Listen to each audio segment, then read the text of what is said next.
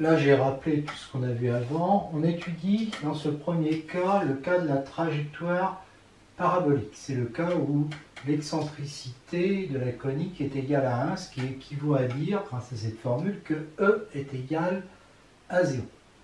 Alors E est égal à 0 si V2 sur 2 est égal à lambda sur R0. Hein, c'est-à-dire autant T0, quoi. Et en fait, comme l'énergie se conserve, elle sera toujours nulle. Donc on aura toujours V de T au carré sur 2 qui sera égal à lambda sur R de T, quel que soit T.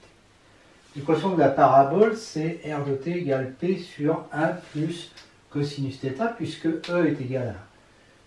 Et θ est égal, θ appartient à cet intervalle moins pi, pi. Alors la question qu'on peut se poser, c'est est-ce que quand T varie, toute la parabole est décrite? Alors, sans doute que non, puisque T0, on va prendre un instant initial, d'accord, qui sera forcément tel que θ en cet instant initial sera forcément supérieur à moins pi. Bon, on regarde d'abord cette courbe. La dérivée de R, c'est ça.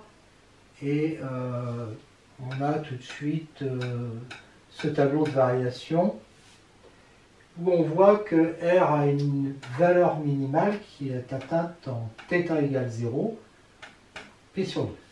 Alors on peut supposer, parce que comme ça nous permettra de lui faire le tour du Soleil, bon, elle vient de par là, cette météorite, ou ça pourrait être quoi? Ça pourrait être une comète.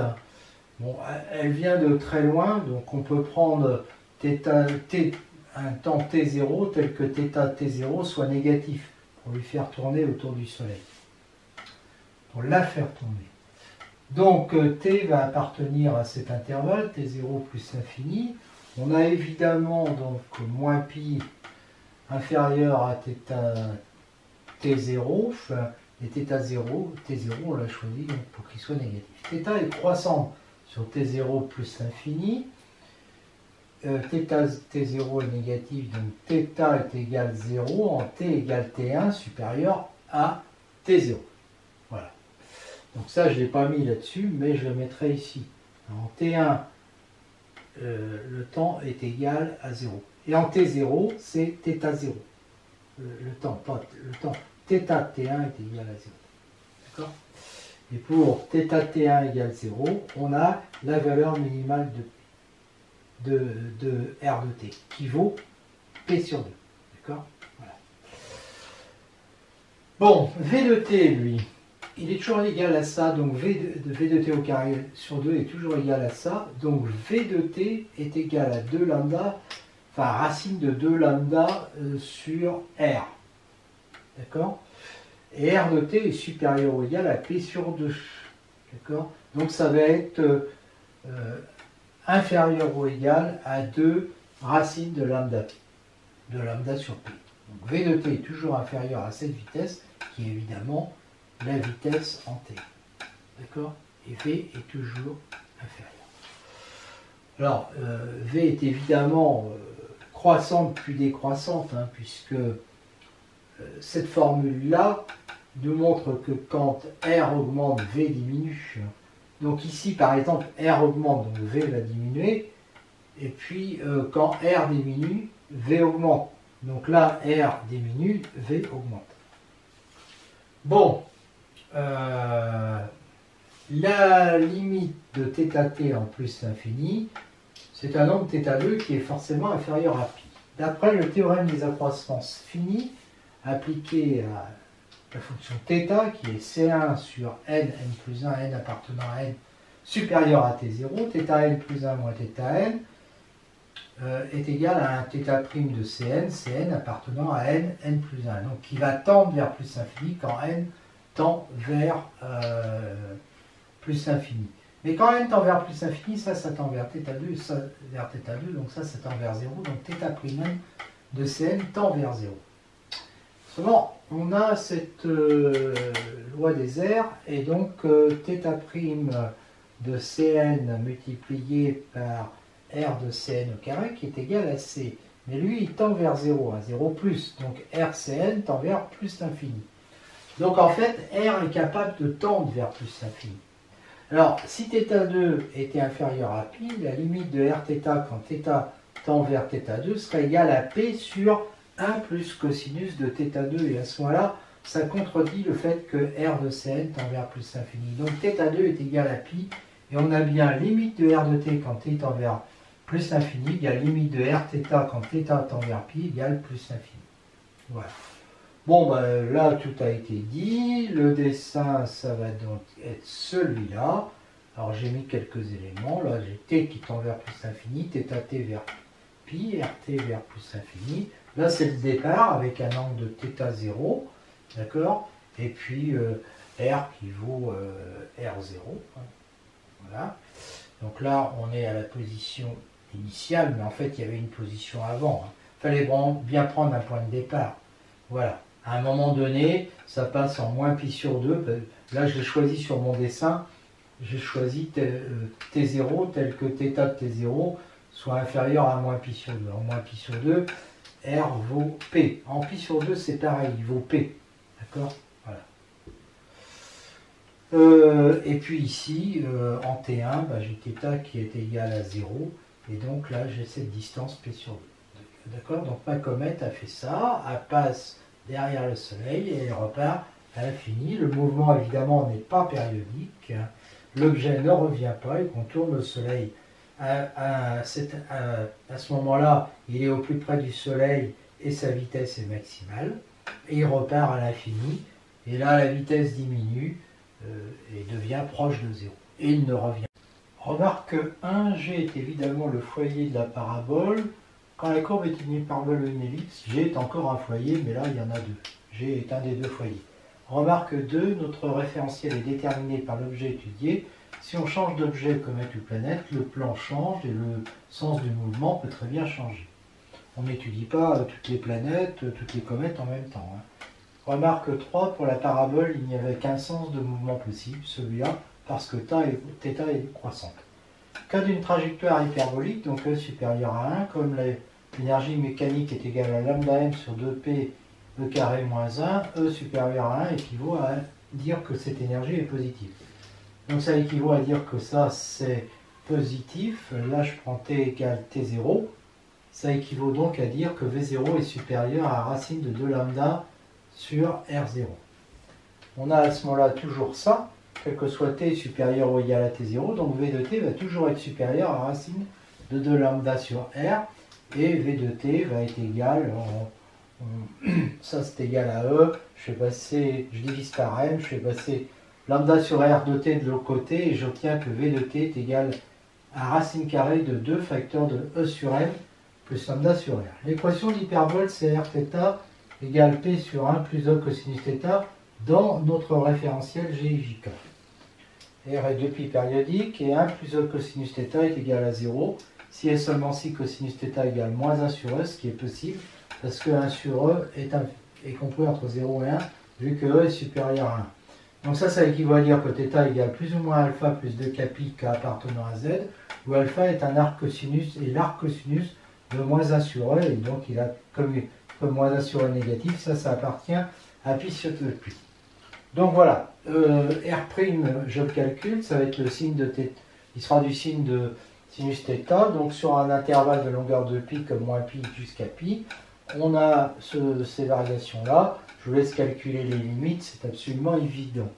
Ce cas-là ne nous intéresse pas, celui-là non plus, parce que R doit être positif. Donc en fait, nous on est entre moins alpha et alpha. On fait l'étude asymptotique en alpha par valeur négative. Donc on étudie limite de Rθ quand θ tend vers alpha moins multiplié par sinus θ moins alpha. Je l'appelle grand L. Donc je remplace θ par alpha moins h où h est positif. Cosinus alpha moins h est à peu près égal à cosinus de alpha, je prends un petit développement limité, moins h multiplié par moins sinus alpha. Et donc 1 plus E cosinus alpha moins h, ça va nous faire 1 plus E cosinus alpha moins EH plus EH sinus alpha. Et donc, ça va nous faire, en fait, je m'étais trompé là, quand j'étudie cette limite, ça fait donc ce truc-là, là, ça fait moins h, ça, d'accord? Donc ça fait moins HP sur EH sinus alpha, donc ça fait moins P sur E sinus alpha qui est négatif, d'accord? Donc ça me permet de construire l'asymptote delta 1, c'est-à-dire que là j'ai le point G, donc la P 1 sur 1 plus 2 c'est là, et puis là mon angle il est de alpha, d'accord? J'arrive là, je rajoute pi sur 2, et dans ce repère-là, l'asymptote aura pour équation y égale moins p sur sinus alpha. Donc comme c'est négatif, le moins p sur sinus alpha il est là, et donc l'asymptote, ça fait ça. Et par symétrie, j'obtiens la seconde asymptote. Symétrie par rapport aux x. Hein. D'accord? Voilà. Et donc maintenant je choisis θ0 appartenant à moins alpha 0, donc je vais partir de par là, et t0 tel que θt0 est égal à t0. Donc je pars de m0, j'ai un mouvement croissant, donc je vais aller dans ce sens-là. θ est croissant, donc θ de t0 plus infini est un θ0, θ1, où θ1 évidemment appartient à θ0 alpha. On fait le même raisonnement que pour la parabole, en prenant des entiers, hein, n supérieur à t0, et en appliquant le théorème des accroissements finis. Donc j'ai ça. J'ai ces deux-là qui tendent vers 0, vers θ1, donc ça tend vers 0, et donc en fait, j'obtiens que Cn, évidemment, lui, il tend vers plus infini, et θ'Cn tend vers 0. R de θCn au carré multiplié par θ'Cn qui tend vers 0 est égal à une constante non nulle, donc R de θCn tend vers plus infini. D'accord? Donc, si on avait θ1 inférieur à alpha, on aurait RCn égale ça qui tendrait vers P sur 1 plus E cosinus alpha 1. Et donc, ça tendrait pas vers plus infini, donc c'est pas possible. Et donc, θ1 est égal à alpha.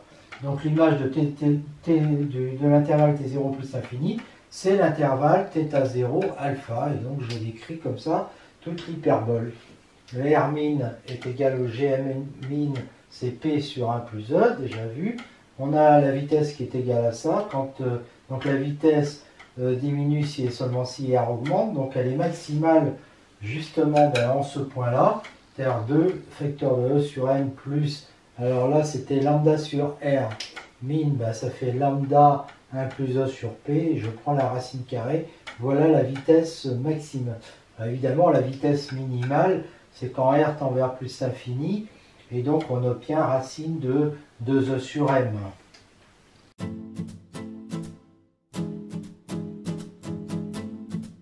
Dans les deux cas précédents, parabole et hyperbole, les astres ne reviennent pas vers le Soleil.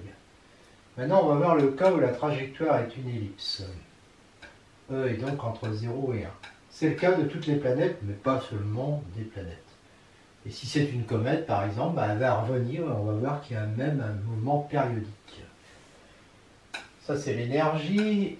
Dire que E est comprise entre 0 et 1, ça équivaut donc à dire que l'énergie est négative. Et donc que ça, c'est négatif et que V0 est inférieur à racine de 2 lambda sur R0. Autant T0, commence à être habitué à ça. E constant, donc on a ça, quel que soit T supérieur ou égal à 0. Ce qui nous donne à la fois ça, et puis ça, je vous laisse vérifier, c'est évident. L'équation polaire de l'ellipse dans le référentiel G et JK, c'est Rθ égale P sur 1 plus E cosinus θ, on est habitué avec R' qui est égal à ça. Bon, l'ellipse, elle est comme ça, hein. Et comme θ est croissant, la planète tourne comme ça. D'accord? Voilà. Alors, attention, hein. Ici, G, nous, R, c'est ça. C'est pas à partir du centre, alors, même si c'est très voisin. Hein. G, c'était le centre de varité du système planète-soleil. D'accord? Donc il est ici. Alors, on a, grâce à ça, on a facilement ce tableau de variation. Là, il n'y a aucune valeur interdite. Et donc, si j'appelle O le centre de l'ellipse, A le plus grand axe, donc A, ça va être la moyenne de ces deux termes-là. Donc c'est égal à P sur 1 moins E2. Vous faites ça. Et j'appelle B le demi-petit axe, la distance entre les deux foyers. Alors, G c'est un foyer, l'autre foyer c'est G' égale symétrique de G par rapport à O, et 2C. Alors là, il faudra revoir le cours sur les coniques. Où C égale racine carrée de A2 moins B2. Et on sait que E est égal, l'excentricité est égale à C sur A, et donc ça me fait que C égale EA, et donc quand je mets au carré, EA au carré est égal à A2 moins B2, ce qui me fait facilement que B est égal à A racine carrée de 1 moins E2, c'est-à-dire P sur, je fais ça, je multiplie par racine de 1 moins E2, ça fait P sur racine de 1 moins E2. Et donc C est égal à EA, bah lui c'est EP sur 1 moins E2. Bon, on peut vérifier ça parce que en ce point là, on a la tangente en Y qui est nulle. Enfin, dy sur dθ est égal à 0. Alors Y c'est P sinus θ sur 1 plus E cosinus θ. Quand je le dérive, ça veut dire que P cosinus θ fois ce truc-là, moins... Alors la dérivée du cosinus, c'est moins sinus, donc moins sinus, ça fait plus E sinus fois ça, divisé sur 1 plus E cosinus θ au carré est égal à 0. Donc ça équivaut à dire que le numérateur que j'ai divisé par P est égal à 0. Et donc ça équivaut à dire que cosinus θ plus E égale 0. C'est-à-dire que θ égale plus ou moins alpha, ou alpha égale arc cosinus moins E, ce qui est possible parce que moins E est entre moins 1 et 0. Donc on va avoir en fait BG qui est égal à P sur 1 plus E cosinus alpha, et comme cosinus alpha vaut moins E, ça fait P sur 1 moins E2. D'accord? Maintenant si j'applique Pythagore, le B carré plus C carré va me faire ce truc-là que c'est-à-dire P2 sur 1 moins E2 au carré. Donc B2 plus C2 doit me faire ça. Et en fait ça, là je reconnais A au carré. D'accord? Et donc j'ai bien C2 qui est égal à A2 moins B2. Je retrouve le résultat précédent. Le point A, d'accord, qui correspond au plus petit r, c'est-à-dire à r min, qui vaut P sur 1 plus E, en θ égale 0, s'appelle le périhélie. Le point C, qui est là, qui correspond au R max, qui vaut P sur 1 moins E en θ égale pi, est appelé aphélie. Alors autour d'un astre quelconque, c'est-à-dire à la place du soleil, vous mettez autre chose, on parle de péricentre et d'apocentre. Et quant au terme, parce que parfois on voit périgée et apogée, ça désigne les positions les plus près, ou les plus loin, de la Terre. D'accord? Mais pas dans ce cas-là. Rappel, alors, d'un astre, par exemple d'un astre qui tournerait autour du Soleil, par exemple, mettons Mars, d'accord? Eh bien, le périgée de Mars, c'est le moment où la distance entre Terre et puis Mars est la plus petite. Et l'apogée, le moment où la distance entre Terre et Mars est la plus grande. Mais à ce moment-là, attention, c'est un problème de trois corps, là, le Soleil, la Terre et Mars. Rappel, la surface, parce qu'on en aura besoin après, de l'ellipse, c'est S égale pi AB. Alors, donc on prend cette équation-là de l'ellipse dans OIJ, et bon, on voit bien qu'on a 4 parties de surface identiques, donc grâce aux symétries, la surface est égale à 4 fois, c'est-à-dire on se met ici, et ici, on est sûr que x, y sont positifs, et que y2 sur y2 va être égal à b2 fois 1 moins x2 sur a2. Donc en passant à la racine carrée, ça veut dire que y est égal à b racine carrée de 1 moins x2 sur a2. Donc j'intègre ça, y, c'est somme de y dx entre 0 et a, puisque x varie entre 0 et a. Et je pose x égale, je fais le changement de variable, x égale a cosinus t, donc je me retrouve avec 1 moins cosinus carré, c'est-à-dire sinus carré de t. Mais je prends la racine et ça fait sinus t parce qu'il est positif. Et dx est égal à moins a sinus t. Alors évidemment, mon x, quand il vaut 0 quand t vaut pi sur 2 et il vaut a quand t vaut 0. Donc ça fait 4 somme de pi sur 2 à 0 de b fois ça fois ça.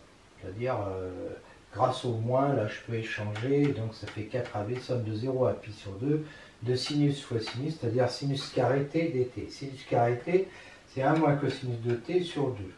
Donc, j'intègre ce truc-là par 1 demi, 1 demi c'est t sur 2 quand je l'intègre, et cosinus de t sur 2, c'est sinus de t sur 4. Donc je fais 4ab, et crochet, et puis ça entre 0 et pi sur 2. En pi sur 2, ça fait pi sur 4, ça fait sinus pi, ça s'annule. En 0, tout s'annule, donc ça fait 4ab pi sur 4 égale pi ab. Donc la surface de l'ellipse, c'est pi ab. Donc j'aborde les lois de Kepler. Kepler, Johannes Kepler, né en Europe du Nord, on va appeler ça l'Allemagne, 16e, 17e siècle, physicien, astronome. On lui doit les 3 ou 4 fameuses lois de Kepler. On va parler des 3. La première, c'est la loi des orbites. Les planètes décrivent des orbites dont le Soleil est un foyer. En fait, ce n'est pas le Soleil, c'est le barycentre du Soleil et de la planète. Bon, les objets autour du Soleil décrivent des coniques qui ne sont pas forcément des ellipses. Celles qui reviennent, c'est forcément des ellipses. Mais il y a quand même des comètes qui décrivent aussi des ellipses. Les planètes, elles, décrivent des ellipses. Deuxième loi, alors ça se démontre pas. Deuxième loi de Kepler, loi des airs. Pendant la même durée de temps, delta t, le rayon GM balaie la même aire de l'ellipse. Là, par exemple, entre T1 et T1 plus delta t, il y a une certaine aire. Et entre T2 et T2 plus delta t, c'est la même aire. C'est pas flagrant sur mon dessin. Donc cette aire, elle se calcule comme ça. C'est du grand classique. J'intègre le R des R, ça fait ça. Et donc je tombe là-dessus et je fais un changement de variable. Alpha égale θ t. Alors θ, lui, oui, c'est une bijection, c'est-à-dire que c'est strictement croissant. Donc le d alpha est égal à θ' de t dt, et donc je tiens ça. Mais, comme j'ai ça, l'air va donc être égal à ça, et ça me fait ça, et je vois que ça ne dépend que de delta t, mais pas de t, d'où le résultat. Alors c'est ça qu'on appelle souvent la loi des airs, mais moi j'avais appelé ça la loi des airs. Alors en fait il y a un peu équivalence entre les deux, c'est-à-dire que j'ai utilisé ça pour démontrer ça, mais maintenant si je suppose ça, je peux redémontrer ça. En effet, si je pose ça, grand f de t est indépendant de t, d'accord? Donc sa dérivée est nulle, et donc j'obtiens que f de t plus delta t moins f de t est toujours égal à 0, quel que soit t et quel que soit delta t. Donc si je prends t' supérieur ou égal à t, et delta t égale t' moins t, j'obtiens que ft' égale f de t, quel que soit t' supérieur ou égal à t, ce qui veut bien dire que f est constante, et donc que j'ai ça. L'ellipse est entièrement décrite, soit t0, donc je prends un instant initial, je suppose que la limite de θt quand t est envers plus l'infini est un nombre réel. θ est croissant, donc de toute façon, elle a une limite qui est soit plus l'infini, soit un réel. Supposons que ce soit un réel, alors je refais le même raisonnement habituel avec n entier supérieur ou égal à t0, et j'applique le théorème des accroissements finis, et comme ça tend vers 0, θ'Cn tend vers 0 avec un Cn qui tend vers plus l'infini. Bon, mais comme ça tend vers 0, R de θCn tend vers plus l'infini, et ça c'est impossible, dans une ellipse, c'est impossible que ça tende vers l'infini. Donc j'ai mal supposé, donc θ1 est égal à plus l'infini, donc limite de θt est égale à plus l'infini, donc ça veut dire que je tourne plusieurs fois, d'accord? Et comme θ est continu, l'ellipse à chaque fois est décrite entièrement, il n'y a pas de trou, donc elle est décrite une infinité de fois. Le mouvement est périodique, θ croissant de ça à ça, continue, il existe un unique t tel que θ de t0 plus t soit égal à θ0 plus 2π, c'est-à-dire on fait juste un tour. Sur cet intervalle-là, θ de t parcourt ça, d'accord? Donc n fait un tour complet car on a la continuité de n. La deuxième loi de Kepler implique que l'aire balayée par Gm entre t et t plus grand t ne dépend pas de t. Donc elle est égale à l'aire balayée entre t0 et t0 plus t, c'est-à-dire l'aire de l'ellipse, d'accord? C'est-à-dire pi ab. On a donc m de t plus t égale m de t, quel que soit t, supérieur ou égal à T0. Le mouvement est donc T périodique. On a vu que l'air parcouru entre T et T plus delta T est C sur 2 delta T. Alors si je prends delta T égale T, ça va donc être C sur 2 T. Et l'air parcouru, c'est la surface de mon ellipse. Donc ça veut dire C sur 2 T est égal à pi AB. Donc T est égal à 2S sur C. 2S sur C, ça fait 2 pi AB sur C. Voilà, la période est égale à 2 pi AB. Ça, c'est le demi-grand axe, le demi-petit axe de l'ellipse, divisé par la constante C.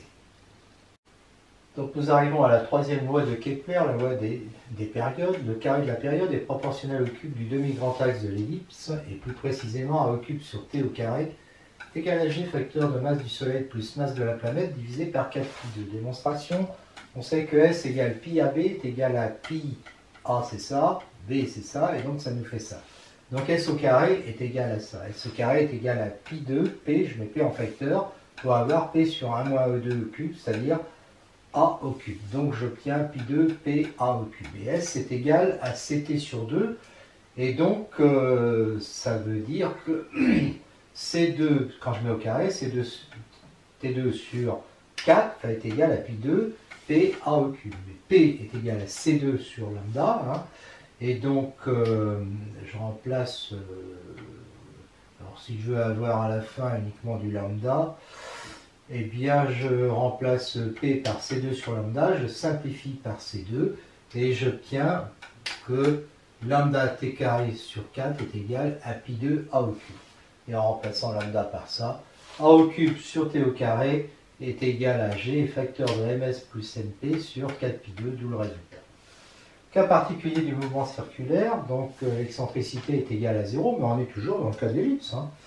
Donc à ce moment-là, on sait que quand l'excentricité est égale à 0, c'est-à-dire qu'on a affaire à un cercle de rayons, les deux foyers sont confondus, et donc le centre c'est le foyer, et de rayons, R égale A égale E. Donc R de T va toujours être égal à R, quel que soit T. L'énergie, c'est ça, dire que E est égal à 0, ça équivaut à dire que l'énergie est égale à ça, et donc ça équivaut à dire qu'on a ça, c'est-à-dire que V0 est égal à ça, que je peux écrire comme ça. On a alors, conservation de l'énergie, on a toujours ça, mais comme R est égal à A, est égal à P sur 1, donc ça fait P sur 1 moins E2, et donc ça fait P. Donc on a R de T est égal à R, qui est égal à A, AB, AP, quel que soit T. Et E est égal, donc on a dit, à moins lambda m sur 2R. Alors pourquoi? Parce que ici, ça fait le moins lambda, et E est égal à moins lambda m sur 2R, parce que oui, lambda m sur 2R. Voilà, c'est ça. Alors, d'après 1 qui est ici, j'obtiens que V est égal à ça. Je peux remplacer 2P par 2R, R0 aussi. Et donc ça fait racine de lambda sur R. Donc V de T est égal à racine de lambda sur R constant, quel que soit T supérieur ou égal à T0. Enfin, V2 θ' de T est égal à C, donc lambda sur R θ' de C est égal à C, et donc θ' de C égale CR sur lambda, et CR sur lambda, ça fait V2 c'est lambda sur R, d'accord? Donc ça c'est l'inverse, donc ça fait C sur V2 qui est constant. Voilà. Puisque la vitesse est constante. Gm est égal à RUT, avec les notations habituelles, donc dm sur dt égale Rθ' de t Vt, Vt est orthogonal à Ut, donc ça c'est orthogonal à Gm, et donc on a dm sur dt, la vitesse qui est orthogonale à Gm, quel que soit t. La période du mouvement c'est t égale 2s sur c, est égal à 2 pi r2 sur c, mais R égale P égale C2 sur lambda, parce que P est égal à C2 sur lambda, donc lambda est égal à C2 sur R, et donc lambda sur R égale C2 sur R2. Voilà. Du coup, voilà. V qui est égal à ça, je remplace lambda sur R par C2 sur R2, ça me fait C sur R. V égale C sur R. Et donc T qui est égal à 2 pi R fois R sur C, bon R sur C c'est l'inverse de V, donc ça fait 2 pi R sur V. Voilà. Et donc j'ai démontré toutes ces deux égalités, et puis T est égal à 2 pi R sur V.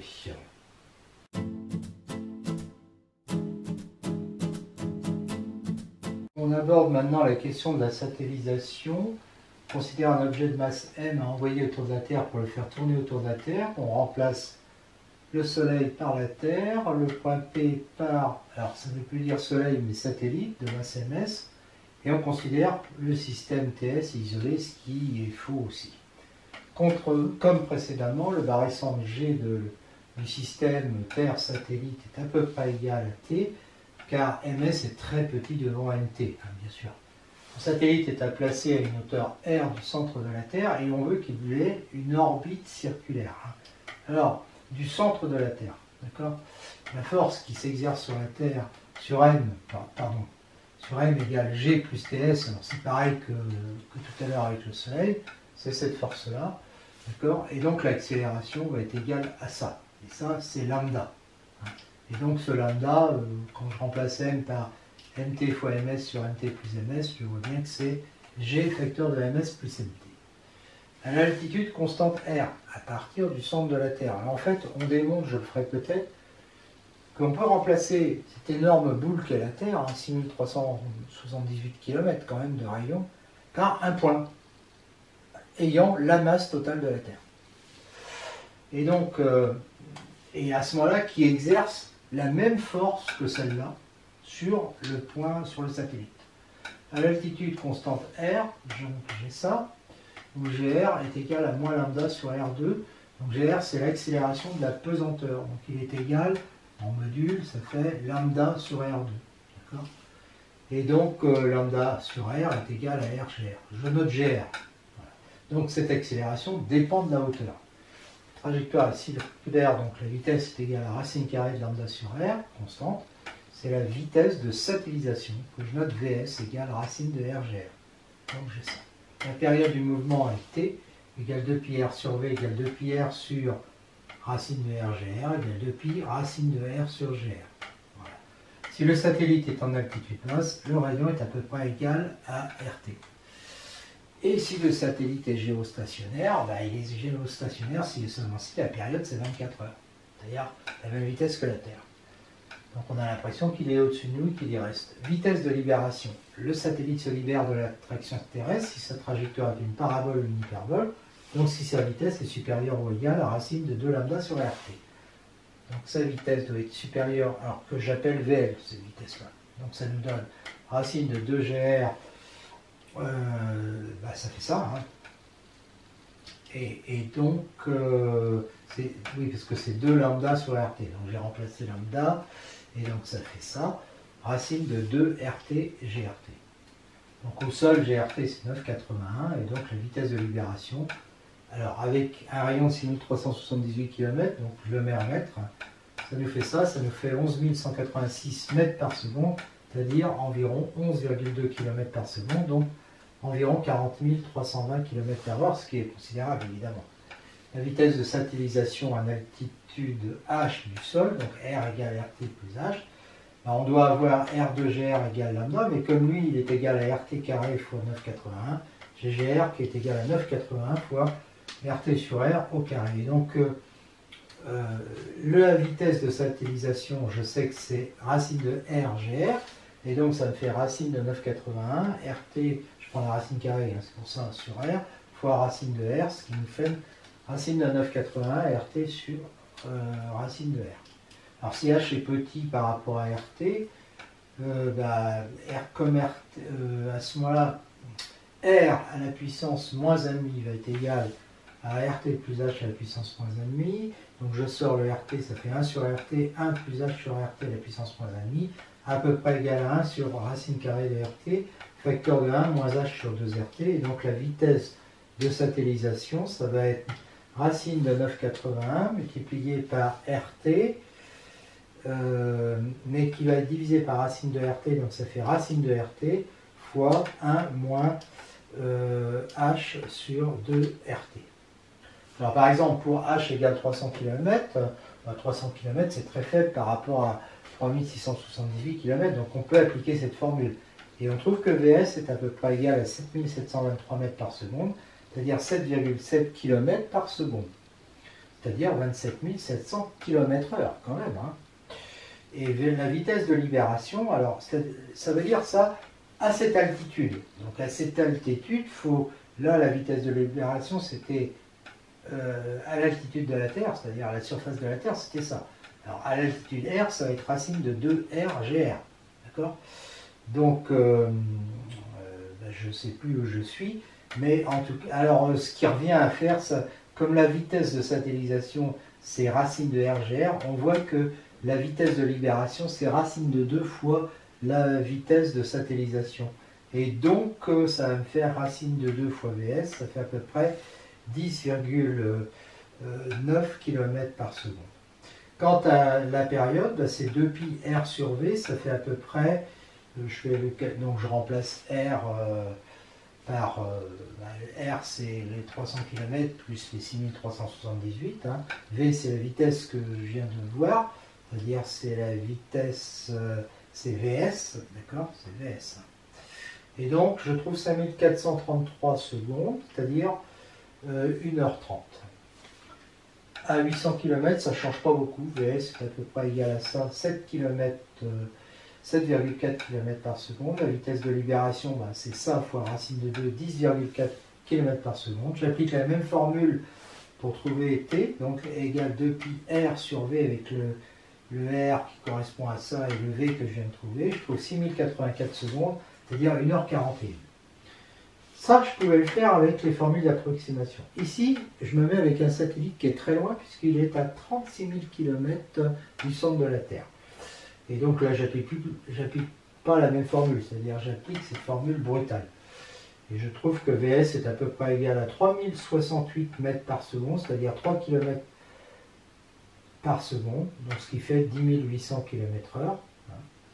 Donc la vitesse ici, elle est beaucoup plus faible qu'avant. Hein.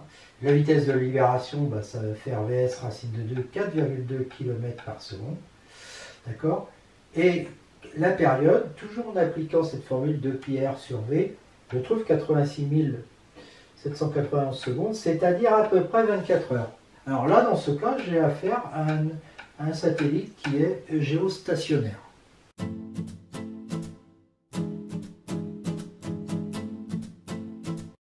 Dans le cas d'un mouvement circulaire avec un rayon R, une vitesse V, l'énergie potentielle est égale à ça.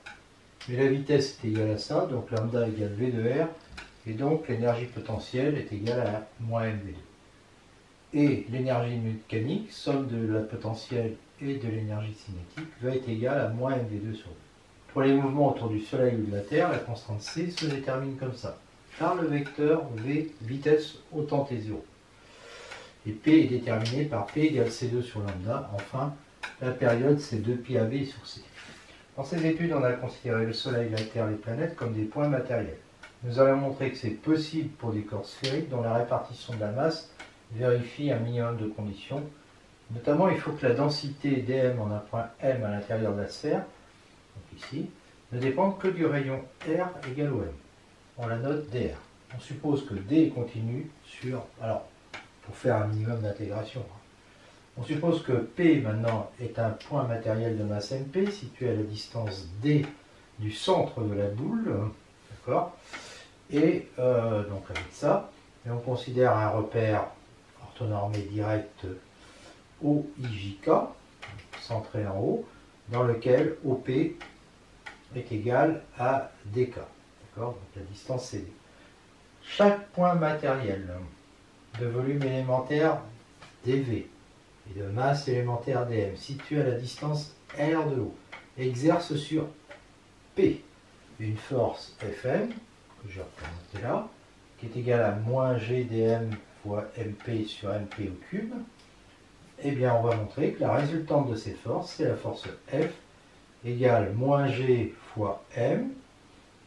Alors, m, c'est la masse de la boule, hein, multiplié par mp, k sur r2. Voilà. Moins avec... Compte tenu des symétries, la résultante F est portée par l'axe au Z. Et donc j'ai ça. Alors ça va dans le sens contraire, hein, bien sûr, de k. La composante de Fm suivant k est moins g dm mp sur m au cube fois mp. Alors mp va être multiplié par cosinus alpha pour avoir la composante sur l'axe des Z. D'accord? Et l'autre composante, ben, je la laisse tomber parce que justement, je sais que le résultat est porté par OZ. Donc ça fait moins G dm MP sur MP au carré cosinus alpha. Alors le cosinus alpha, il est égal à AP sur PM dans ce triangle rectangle. Et donc AP, c'est OP moins OA sur PM. Alors le OA, lui, le OA, il est égal à MH et il vaut OM, alors je refais le triangle ici, il vaut OM sinus phi, d'accord, c'est-à-dire R sinus phi. Donc en fait, et puis MP au carré, alors MP au carré, lui il est égal à AP carré plus AM au carré. AM au carré c'est pareil que OH au carré, et OH, eh bien c'est OM multiplié par cosinus phi, d'accord. Donc j'ai AP carré, c'est-à-dire D moins R sinus phi au carré, plus R2 cosinus carré phi. Donc finalement, quand je remplace là-dedans, eh bien j'obtiens ça. Voilà. J'obtiens ça, et donc c'est ça que je vais intégrer sur toute la boule de rayon grand R. Donc j'intègre tout ça, ça je rappelle c'est la densité de R, hein, parce que le dm c'est la densité multipliée par le volume élémentaire qui vaut, on est en coordonnées sphériques, R2 cosinus phi dr dθ dφ. Okay. Alors j'intègre d'abord par rapport à θ, parce qu'il n'y a pas de θ dans ma formule, donc ça fait 2π, donc, qui va être multiplié par moins g mp, et puis je vais avoir ces deux intégrales, somme de r égale 0 à r de r2 dr, fois ce gros truc dr. Et je fais le changement u égale ça, donc du est égal à ça, et je remarque que d2 moins r2 plus u est égal, alors d2 moins r2, quand je rajoute u, ça fait 2d2, les r2 s'en vont, 2d2 moins 2r d sinus phi, c'est-à-dire 2d facteur de d moins r sinus phi. Donc pour avoir d moins r sinus phi, je divise par 2d. D'accord? Et puis là, pour avoir le cosinus phi, je divise par moins 2rd. Et donc j'obtiens cette intégrale. Alors ça, je fais un peu le ménage, moins par moins donne plus. Il y a 2 fois 2, 4 et je simplifie avec le 2, donc j'obtiens ça. Le R et puis le R2, ça me fait ça. Et puis, bon, bah, il va rester ça. Alors ça, il y a D2 moins R2 fois U à la puissance moins 3,5, que j'intègre par moins 2 U à la puissance moins 1,5, facile à vérifier. Et puis, il y a ça, U sur U à la puissance 3,5, qui fait U à la puissance moins 1,5, que j'intègre par 2 U à la puissance 1,5. Entre ça et ça. Mais je remarque que ça, on a de la chance, hein. Ça fait, et là je me suis trompé, il y a un moins, d moins r au carré, et l'autre fait d plus r au carré. Donc quand je vais les remplacer dans u à la puissance moins 1,5, par exemple d moins r au carré, eh bien ça va me faire 1 sur d moins r. Et puis pour d plus r, 1 sur d plus r. D'accord? Voilà. Et puis pour l'autre, bah, c'est pareil, ça va me faire d moins r moins, entre parenthèses, d plus r, c'est-à-dire ça. D'accord? Multiplié par 2, bien sûr. Alors ça, ben quand je mets au même dénominateur, j'ai D2 moins R2 qui se supprime. Il va me rester en haut 2D, je crois. Non, pas du tout. 2R. D'accord? Donc il reste moins 4R en fait. Hein. Et puis là, il reste aussi moins 4R. Ok? Et puis tout le reste, bon, ben, j'ai rien de changé. Hein. Et donc ça fait en fait moins 4pi sur D2, G multiplié par MP, somme de 0 à R, de R2, DR, enfin la densité, j'aurais dû prendre une autre notation, multiplié par DR, et j'ai presque terminé. On a donc obtenu ce résultat, mais il nous reste cette intégrale. On va exprimer la masse M de la boule avec des intégrales, donc comme on a la densité, ça fait ça. D'accord? Le dV, on sait qu'il est égal à ça. Donc j'obtiens, bah, pareil que tout à l'heure, hein, pour θ, ça s'intègre en 2π, et puis j'obtiens ça. Alors l'intégrale ici, entre moins π sur 2 et π sur 2, le cosinus phi des phi, bah, ça fait sinus phi entre moins π sur 2 et π sur 2, donc ça vaut 1 moins moins 1, ça vaut 2. Donc ça nous fait du 4π, somme de R2 dr des phi. Et donc 4π, somme de R2 dr des phi, bah, je trouve que c'est M. Et donc j'ai F qui est égal à moins GMP sur D2, multiplié par MK. Et donc en fait, ça nous fait moins GMP, M, Alors, le K, bah, c'est vecteur OP divisé par OP, et le D2 c'est OP, donc OP au carré, donc ça nous fait ça, tout le résultat. La résultante des forces est égale à ça sur le point P de masse MP. La boule, on l'a ramené à un point. Alors maintenant, la planète P, par exemple, c'est une boule elle aussi. Donc on peut considérer, donc on a vu que ici, si on appelle ça le Soleil, on le ramène à un point. Ben, maintenant, on peut faire la même chose pour la planète. D'accord? Et la résultante des forces sera égale aussi à ça. Et du coup, on se retrouve avec deux points. Hein, deux points avec des masses qui sont la masse du Soleil puis la masse de la planète. Voilà, et on a terminé cette leçon sur la cinématique, la mécanique, le mouvement des planètes et les formules de Kepler.